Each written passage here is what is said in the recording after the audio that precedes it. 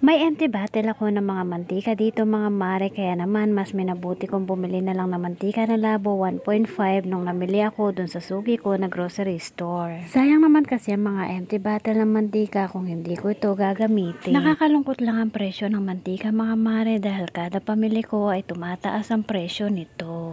At ito na nga ang huli mga mare, 122 na ang isang 1.5 na labo. Napansin ko lang talaga sa presyo nito mga mare ay sumasabay sa presyo ng pagtaas ng ating bigas. Na kapag tumaas ang bigas ay tataas din ang ating mga mantika.